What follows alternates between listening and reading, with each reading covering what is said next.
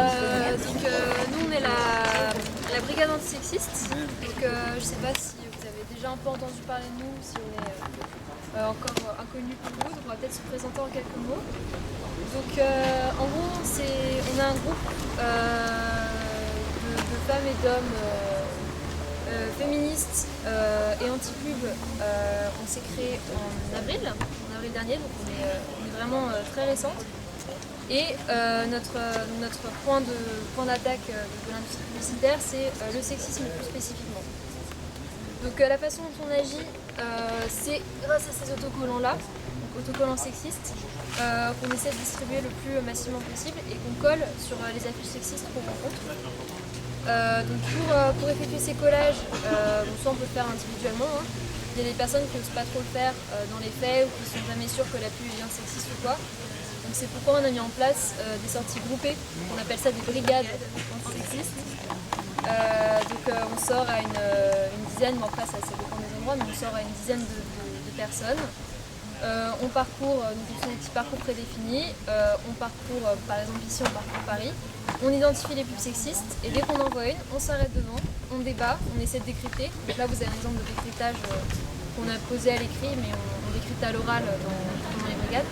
On décrypte, on réfléchit, est-ce que c'est sexiste, pas sexiste, pourquoi, quels procédés sont utilisés. Et ensuite on se met d'accord ou non pour coller l'autocollant. On prend en photo et on écrit le décryptage qu'on poste ensuite pour qu'il soit accessible au plus grand nombre de personnes. Voilà notre mode d'action.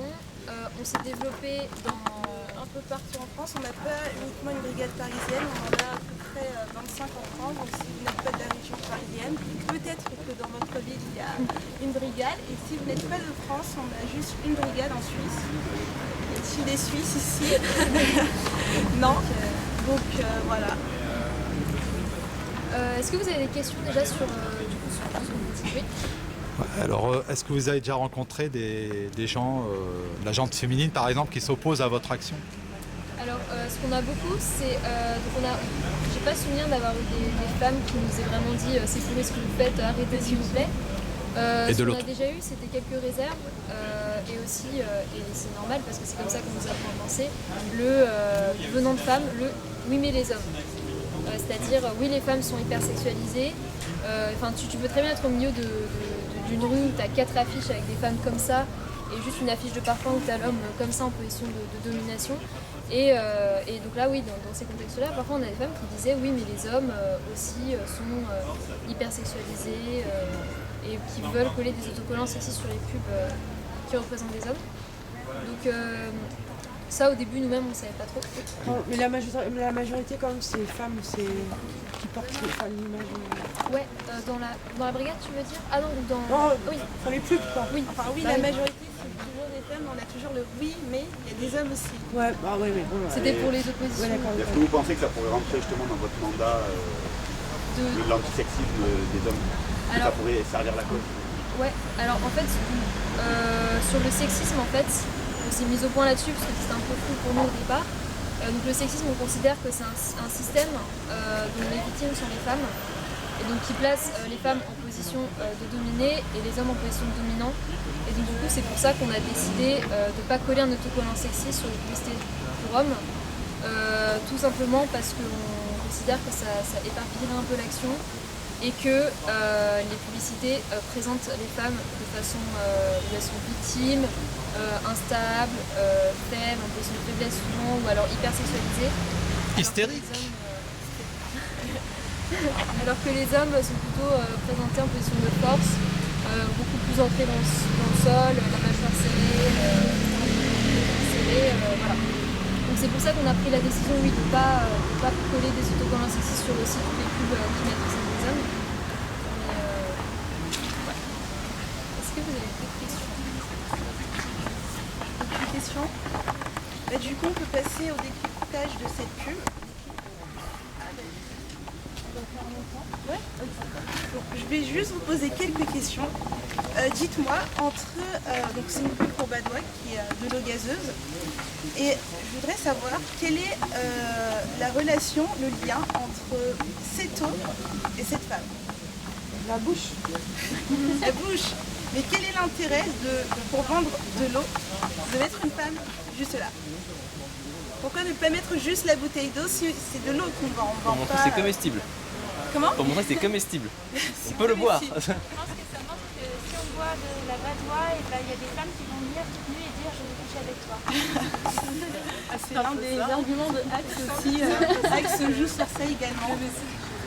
En fait, si vous voyez, ça attire directement votre attention. Le fait qu'il y ait cette femme sur cette pub avec la bouteille d'eau badoie. Et si vous regardez son visage, elle a la bouche entrouverte. D'accord? Juste à côté, vous avez la bouteille badoie, qui est un signe phallique.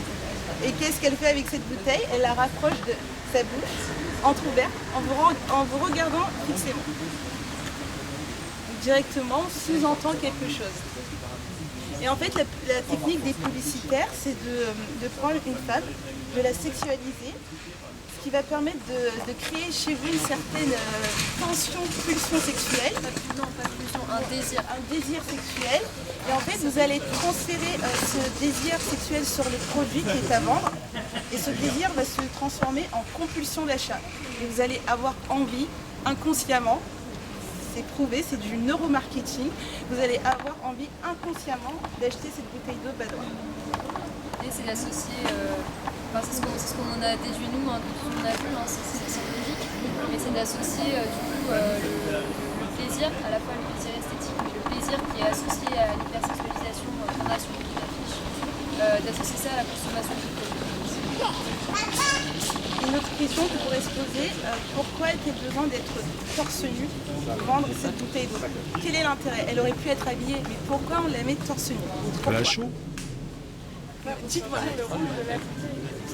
Elle a le droit, quoi. Voilà, elle aurait pu avoir un t-shirt blanc tout simplement. Ou sinon, dites-moi qui se met tout nu pour boire de l'eau?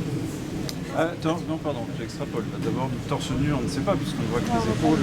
Oui, Là, tu sais, enfin, moi, c'est un vêtement que je porte pas souvent, mais il y a ce truc. Le bustier. Porte-toi des bustiers.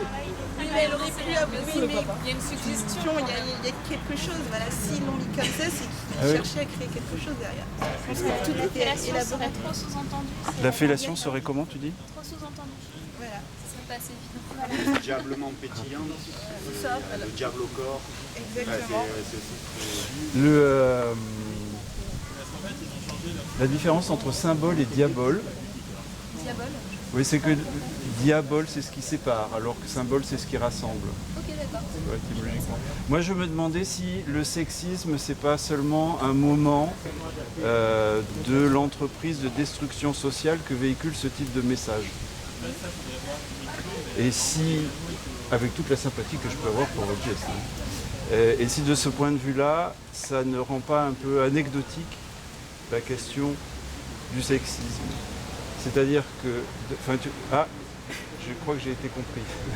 Je suis bien que tu refasses Voilà. Alors, si tu veux, le truc, c'est qu'il y a un grand ensemble qui s'appelle la société, à l'intérieur duquel il y a une espèce de véhicule qui s'appelle la publicité, fut-elle de masse, et qui repose sur les procédures langagières qui ont été sommairement décrites, oui, et qui pose un problème parce qu'elle détruit du lien social. Typiquement, elle diabolise.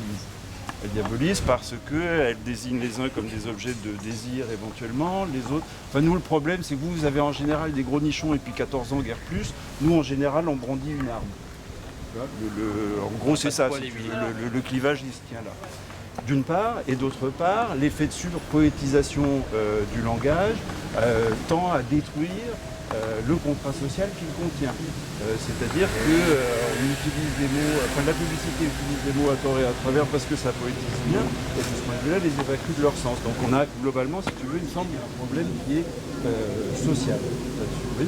J'entends très bien la légitimité, si tu veux, la préoccupation et l'interprétation de la violence que constituent les messages sexistes que je reçois moi comme violent, enfin je veux dire l'overdose. Magnifique l'overdose. Vous voyez, c'est un parfum, je crois que c'est Diesel, qui montre une gamine et qui fait l'apologie de la drogue.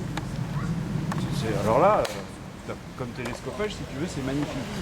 Là, la question que je me pose, c'est l'indexation sur la sexualité. Est-ce qu'elle n'a pas tendance justement à rendre anecdotique, si tu veux, cette problématique? Voilà. Mais alors, Puisque, en fait, si on considère le sexisme comme anecdotique, alors on considère qu'il n'est pas utile d'en parler, et ça me semble dommage. Ah mais non, Certes, tout le monde est victime du sexisme, c'est évident. Le cliché du type avec l'arme pour le type qui n'aime pas les armes, c'est extrêmement vexant et pire encore. D'accord, on est d'accord. Mais qui en est le plus victime quand même? Là, je crois qu'il y a une différence. Oui, mais ça, c'est pas. Je crois pas que ça soit quantifiable. Moi, non, je mais pense la différence, si tu veux, c'est que. Non, il n'y a pas un homme qui meurt tous les 2 jours et demi sous les coups de son épouse. Ça, c'est sûr. Et ça, c'est la France. Ça doit être un des pays les moins terribles du monde pour ça, encore qu'on n'est pas non plus. Voilà.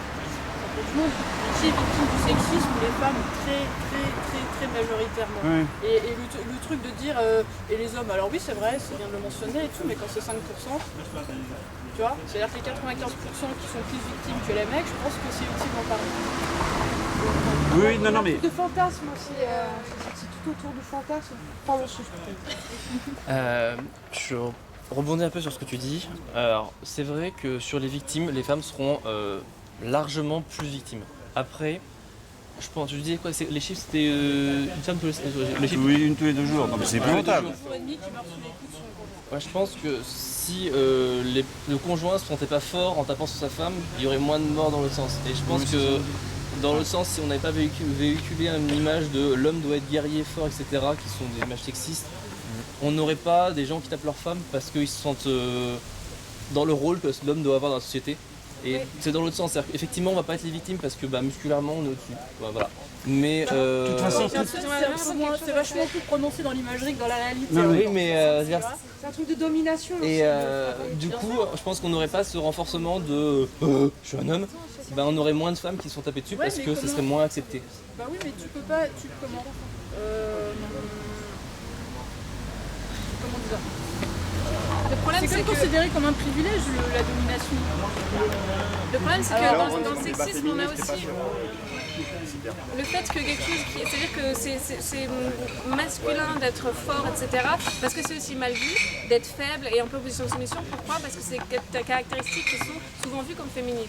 Et tout ce qui fait qu'un homme a des caractéristiques féminines, c'est-à-dire que par exemple un homme qui pleure, on dit qu'un homme ne doit pas pleurer. Donc oui, c'est une injonction qui est sur les hommes, mais c'est pourquoi? Pour pas qu'ils ne ressemblent à des femmes.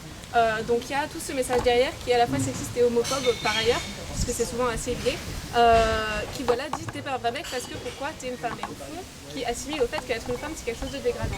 Donc au final on a non seulement les femmes mais aussi le féminin qui sont toujours mis en retrait et dégradés et sur lesquels on tape. On va peut-être recentrer un peu les débats. Je veux laisser intact la pertinence de votre truc, simplement au titre des victimes et aussi des victimes qu'on n'entend pas. Parmi les victimes qu'on n'entend pas, il y a les enfants qui apprennent à lire et qui ont appris à lire au cul des bus une balle dans la tête pendant tout l'hiver d'il y a 2 ans. On ne peut pas en parler comme de victimes et de toute façon on ne peut pas les entendre.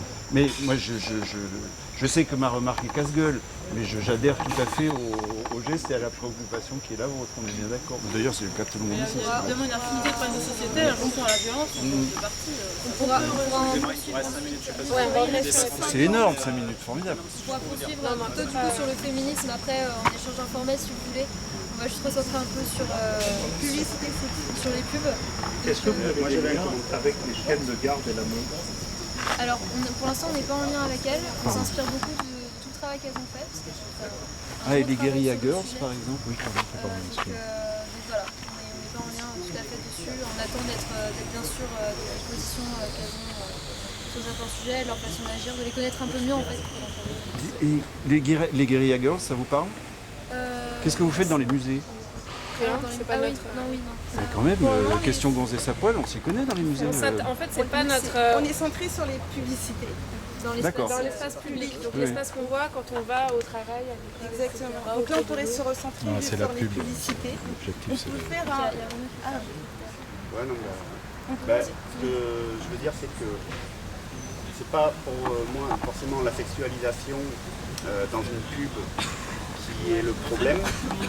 Dans les pubs qu'on voit, c'est toujours un problème parce que quelle sexualisation est faite, genre une bouteille de badois, c'est saoulant.